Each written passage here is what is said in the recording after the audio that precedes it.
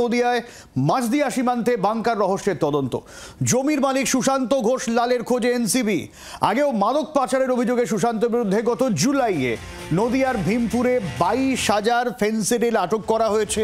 আর এই সুশান্ত ঘোষ লাল, যার জমিতে এই বাংকার ধরা পড়েছে, তার খোঁজ চলছে। আগেও 22,000 ফেন্সিডিল ধরা পড়েছিল এবং এই নদিয়ার ভীমপুরে ধরা পড়েছিল। এই সুশান্তর 4 সাগরের গত জুলাই মাসে ধরা পড়েছিল। ফলে স্পষ্টতই সুশান্তর একটা মাদক পাচার যোগ রয়েছে। আর সেই ঘটনার পর থেকেই সুশান্ত ঘোষ কিন্তু এখনো পর্যন্ত বেপাত্তা রয়েছে। বর্ধমানে মাদক পাচার, সেখানেও সুশান্তর নাম রয়েছে। সুশান্তর নির্দেশে এই বাংকারে ফেন্সিডিল মজুত করা হয়েছিল, এমনই তথ্য প্রাথমিকভাবে সামনে আসছে। এবং যে জমিগুলো রয়েছে সুশান্ত এবং তার আত্মীয়দের নামে, এই সমস্ত জমি রয়েছে এখনো পর্যন্ত। এই খবর পাওয়া যাচ্ছে, অত্যন্ত গুরুত্বপূর্ণ খবর। গত জুলাই মাসে সুশান্তর 4 সাগরের ধরা পড়েছিল। এরপর থেকেই সুশান্ত ঘোষকে খোঁজ পাওয়া যাচ্ছে না। বর্ধমানেও মাদক পাচারের অভিযোগ নথিভুক্ত রয়েছে তার নামে। সুশান্তর নির্দেশে এই বাংকারে ফেন্সিডিল মজুত রয়েছে বলে এখনো পর্যন্ত জানা গিয়েছে।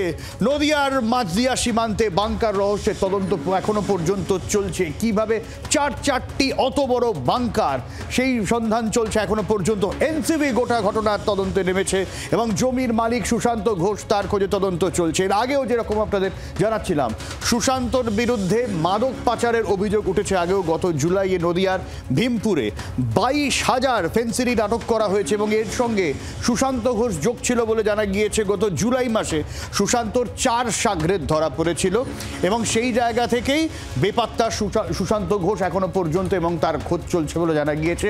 আমরা যেরকম আপনাদের দেখিয়েছিলাম যে একেবারে টুঙ্গি সীমান্ত থেকে 7 কিলোমিটারের মধ্যে অন্তত 4টি বাংকার এভাবেই সন্ধান পাওয়া গেছে এবং বস্তা বস্তা ফেন্সিডিল সেখানে এই বাংকারের মধ্যে, সেখানে বিএসএফ এর তল্লাশিতে উঠে আছে এবং এই বাংকারগুলোর মধ্যেই কিন্তু সেই সমস্ত ফেন্সিডিল ছিল। এখনো পর্যন্ত সেই সমস্ত তথ্য সামনে এসেছে এবং সেই বাংকারে যে যাতায়াত চলছে, যেমন এই ঘরের ছবি আপনাদের দেখাচ্ছি, এই ঘরের ঠিক মধ্যেই এই বাংকারের সন্ধান পাওয়া গেছে, যেখানে মদের বোতল থেকে শুরু করে সেখানে রীতিমতো যে আসর বসতো, সেই সমস্ত ছবি আমরা জি 24 ঘন্টায় দেখেছি। এবং এইভাবে এরকম বাংকারের মধ্যে বস্তা বস্তা ফেন্সিডিল রাখা ছিল বলে এখনো পর্যন্ত খবর পাওয়া গেছে। এই জায়গা থেকে আইনজীবীর তরফে এখনো পর্যন্ত কি বক্তব্য উঠে আসছে শোনাবো আপনাদের। আজকে বিএসএফ যে ফেন্সিডিল সিজ করেছিল কৃষ্ণগঞ্জ থানা এরিয়া থেকে 62,200 বোতল Phensedyl, as per NDPS act, special court NDPS Krishnaganj নদিয়ার কাছে পুরো মালটা এনসিবি প্রডিউস করেছে। এবং তাতে আমরা যে মালটা প্রডিউস করলাম, এনসিবি যে মালটা প্রডিউস করলো, সেটার প্রমাণ হিসেবে আমাদের special NDPS court Somnath Chakraborty মহাশয় তাতে সই করছেন। 62,200 পিস ফেন্সিডিল এবং 213টা বস্তা ফেন্সিডিলের, এবং তার সঙ্গে ওই কন্টেনারগুলোর ভেতর যে লকগুলো ছিল সেগুলোর একটা করা হয়েছে। এখনো অবধি এই বিষয়ে কেউ ধরা পড়েনি। তদন্ত একেবারেই নিতান্ত শুরু হয়েছে। এনসিবি এই কেসটা অ্যাজাম্পশন করেছে। কন্টেনারগুলোকে আমরা সিজ করেছি, কিন্তু কন্টেনার যে অবস্থায় আছে, সিমেন্টেড আছে আর এত বড় কন্টেনার আছে, সেটা আমরা এখানে তুলে নিয়ে আসতে পারিনি। সেটা ওই প্লেস অফ অকারেন্সেই রাখা আছে। আমরা চেষ্টা করছি আইনগতভাবে সেটাকে সঠিক ব্যবস্থা নেওয়ার। আইনগতভাবে ব্যবস্থা নেওয়ার চেষ্টা চলছে এবং আইনজীবীর বক্তব্যই শুনলেন যে এত বড় বাংকার, সেই সমস্ত বাংকার, গোটা বিষয়টা তদন্ত শুরু হয়েছে, সবে একেবারে প্রাথমিক পর্যায়ে রয়েছে এবং তার মধ্যে এই সুশান্ত ঘোষের নাম উঠে আসছে। কে এই সুশান্ত, এখনো পর্যন্ত কি তথ্য পাওয়া যাচ্ছে তাকে নিয়ে পিয়ালি রয়েছেন আমাদের সঙ্গে। পিয়ালির কাছ থেকে এই সুশান্তর সম্বন্ধে কি কি তথ্য আছে এখনো পর্যন্ত জেনে নেব। পিয়ালি।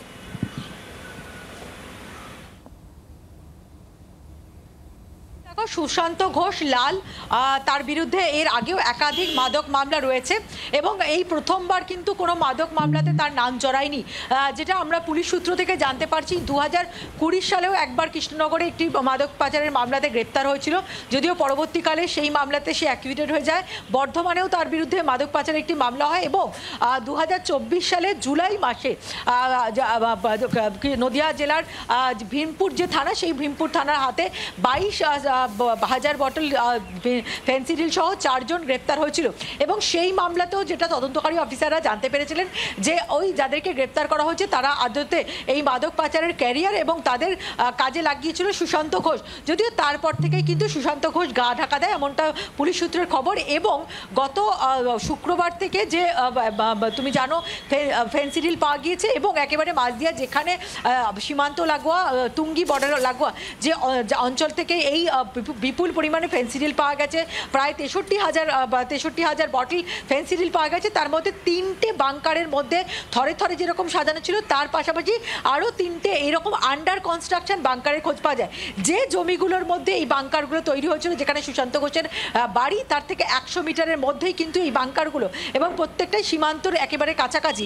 এবং পুলিশ সূত্রে যেটা খবর সেই জমিগুলো হয় সুশান্ত ঘোষের নামে নাহলে সুশান্ত ঘোষের পরিবারের কোনো সদস্যদের নামে।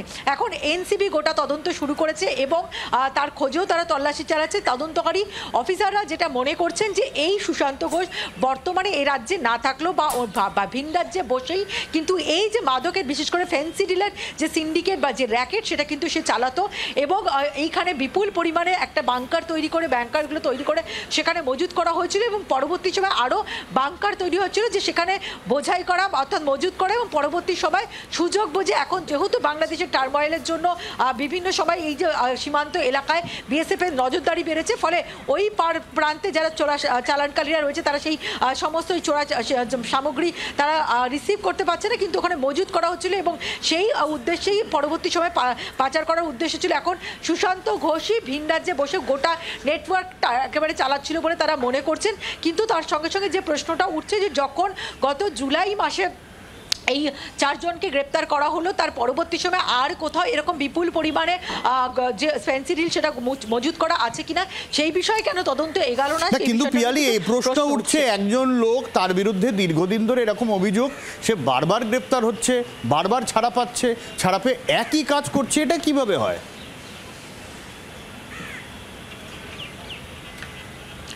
আর দেখো যেটা পুলিশ সূত্রে আগে যে মামলাগুলো হয়েছিল যেগুলো জেলা পুলিশের ক্ষেত্রেও হয়েছিল সেক্ষেত্রে দাঁড়িয়ে তার তাকে গ্রেপ্তার করা বা পরবর্তী সময় সে জামিন পেলেও যে মাদক মামলার ক্ষেত্রে যে পরবর্তী পদক্ষেপ যে এই প্রপার্টি সিজ করা বা এই সমস্ত কিছু যে আইনি প্রক্রিয়া সেগুলো চলেছে কিন্তু একেবারেই তার যে কার্যকলাপ সেটা যে রাশ টানা যায়নি এবং শুধুমাত্র সেখানে যেরকম জেলা পুলিশ রয়েছে এনসিবির মতন নার্কোটিক কন্ট্রোল ব্যুরোর মতন এজেন্সিরা রয়েছে কিন্তু তারপরেও এই যে সুশান্ত ঘোষ যে আন্তর্জাতিক এই ফেন্সিডিলের যে চোরাচালান সেটা যে চালিয়ে যাচ্ছিল এবং সেটা যে খুব ছোটোখাটো কোনো ক্যারিয়ার হিসাবে নয়, যে বিপুল পরিমাণে ফেন্সিডিল সেখান থেকে পাওয়া গিয়েছে তুমি বুঝতেই পারছো যে 1.5 কোটি টাকার ফেন্সিডিল পাওয়া গিয়েছে, এছাড়া 3টে নির্মীয়মান বাংকার পাওয়া গেছে, অর্থাৎ সেখানে আরও এরকম বিপুল পরিমাণ ফেন্সিডিল ওখানে মজুত করার পরিকল্পনা ছিল। এবং সাধারণত যেটা জানা যাচ্ছে যে হিমাচল প্রদেশ থেকে এই ফেন্সিডিলগুলোকে আনা হতো তারপর কলকাতা হয়ে সেগুলো কিন্তু এখানে পৌঁছতো এবং পরবর্তী সময় সেগুলোকে বাংলাদেশে পাচার করা হতো।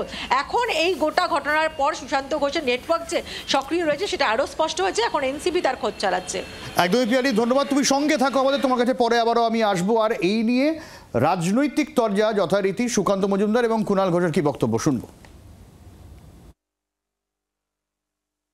তো চোরাচালানকারীরা করে এবং এই ক্ষেত্রে পুলিশের ভূমিকা অত্যন্ত দুঃখজনক। পুলিশে এই ক্ষেত্রে চোরাচালানকারীদের হেল্প করে স্বাভাবিকভাবে, সেই জন্য জানা যায় না।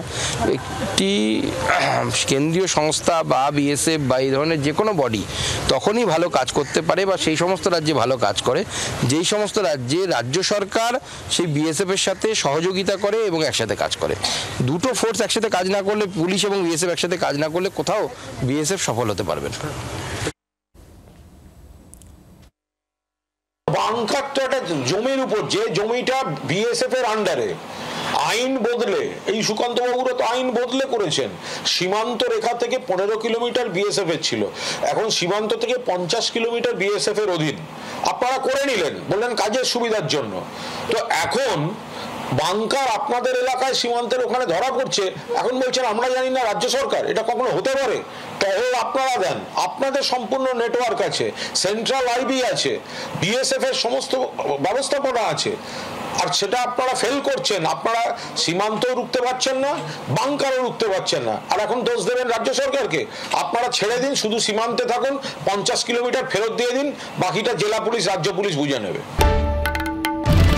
বাংলার আওয়াজ, বাঙালির আবেগ জি 24 ঘন্টা।